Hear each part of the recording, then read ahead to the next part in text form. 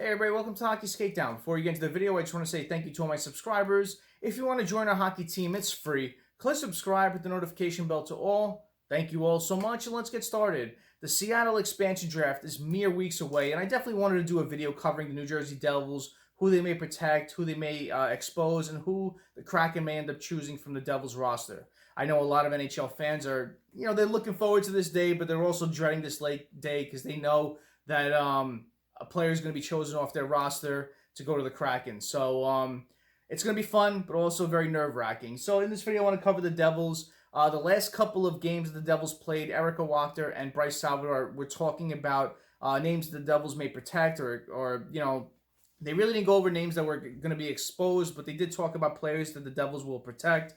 And I agree with the players, so I took screenshots, and I want to talk about them in this video. So the forwards that I think the Devils, that I agree with them, what they said was Nico Hischier, Jesper Bratt, Miles Wood, Pavel Zacha, Yegor Sharangovich, Yanni Kuokkanen, Michael McLeod. Those are the 7 forwards. The 3 defensemen, Damon Severson, Jonas Siegenthaler, PK Subban. Now, PK Subban is interesting. I have him on the exposed list, and I also have him on the protected list because I don't know what's going to happen with him. He's definitely a player that you can see because of his marketability, because of the way he is. You could see the Kraken definitely choosing him. He had a better year this year. So I'll go over him more in detail, but I could see him being either protected or exposed. And the goaltender, Mackenzie Blackwood. So exposed, there's a bunch of names that could be exposed from the Devils roster, but I have these main 5. The first one I have is Nathan Bastian, Andreas Janssen, Nick Merkley, PK Subban, and Will Butcher. So, Nathan Bastian is a right wing. He recently signed the 2-year deal worth $825,000 AAV. 23 years old, 41 games played this year, 3 goals, 7 assists, 10 points. Now, I love the way Bastian plays. I really hope the Kraken don't choose him. I like the way he plays. He's a bottom line guy. You saw some chemistry with him, McLeod, and Wood this year. You saw him actually have chemistry with a lot of players that were thrown into the lineup on the line with him. But I really like the way those 3 played with Wood, McLeod, and Bastian. They just found chemistry, and you could tell those guys get along on and off the ice. But Bastian is a player that just goes out there and hits, and the Devils, they need that physical edge, and Nathan Bastian provides that. And I think with some more time, you're going to see some more offense come from his game. So, didn't do a lot this year, 3 goals, 7 assists, 10 points, but I have a feeling that as he plays more, gets more comfortable, you're going to see some more point production from him. But I love the physical game this guy plays. He plays gritty, plays physical, and I hope the Kraken don't choose him. Andreas Janssen, he's a versatile winger. He can play the left side or the right side.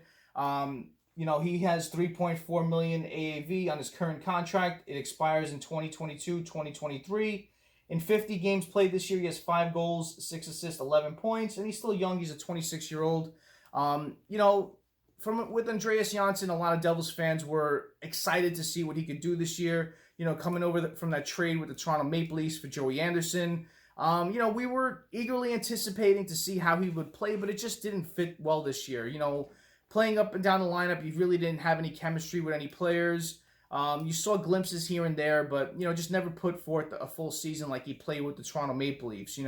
With the Maple Leafs, he had those 20 goals, 45-point years, and we were hoping to at least see that with the Devils, but we didn't get that. And, he's definitely one of those players that, as the Devils are going to upgrade their roster in this offseason, and I will do more future videos to talk about that, I can definitely see his name being out there and possibly being exposed in this draft. So he'd be an interesting option for the Kraken.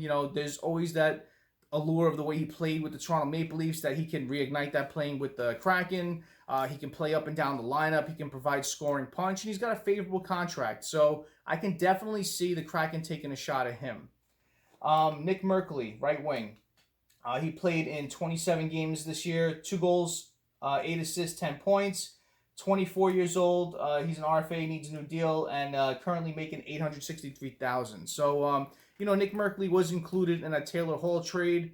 I like the way he plays. I really do. He's a bottom line guy, provides energy, constant go engine sort of player. A pit bull sort of player. He made some crucial plays during this year where when you needed a certain point or you needed a certain play, he always did that. Provided some good assists here and there, some good hits.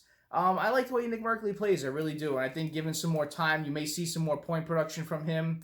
But, I could see them taking a flyer on him as well. He's still young, 24 years old. So if the Kraken are looking to round out their bottom half of the roster, they may choose Nick Merkley. So we'll see. PK Subban. He's got 1 year left at $9 million, 32 years old. And in 44 games with the Devils this year, he put up 5 goals, 14 assists, 19 points. So he definitely did have a better year this year than his first year with the Devils. With PK Subban, you really don't know what you're going to get. He's still battling, he's not battling injuries, but he still has that injury history where you always worry about that with him. He plays pretty good out there. I got to admit, he plays okay, but you could definitely see his faults in his game at times. And, he's very curious in the situation, what's going to happen with him. He can definitely stay with the Devils as they're trying to, they need to get to the cap floor, and his contract definitely gets us there. He's in a contract year where he's definitely going to play hard to earn his next deal, whether it's with the Devils or somewhere else. But, contract years are always years where players step up, play a bit better, because they want to earn that extra dollar. So, we'll see what happens with this. I like the way PK Subban played this year. Definitely improvement from last year. But, with the Devils needing help on defense and losing him and having to add another defenseman on top of losing him, it's going to be very interesting to see what happens with Subban. But, his marketability, the way he is with the media, you can definitely see the Kraken taking a chance at him, with the way he would be with that lineup. So he's very interesting in this case. We'll see what happens with PK Subban, but I definitely do see him sticking around with the Devils. Will Butcher, 23 games played this year, 1 goal, 10 assists, 11 points, 26 years old. He's got 3.73 AAV on his current deal that expires in 2021-2022. So Will Butcher was benched a lot this year, healthy scratched, and with the likes of Tennyson and Carrick and all these guys playing over him, it was a head scratcher this year.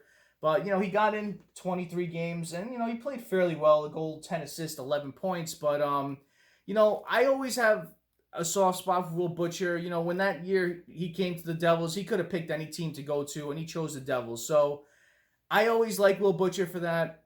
He had a sensational first year, then just after that first year, never lived up to the hype following that year. And, we'll see what happens with him, but I could definitely see him being chosen by the Kraken to round out their defense. I still think he can play.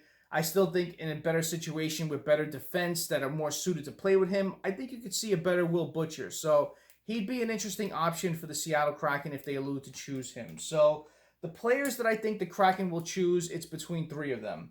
It's between Andreas Johnsson, Will Butcher, and PK Subban. And the 2 primarily that I think is going to happen is Andreas Johnsson and Will Butcher.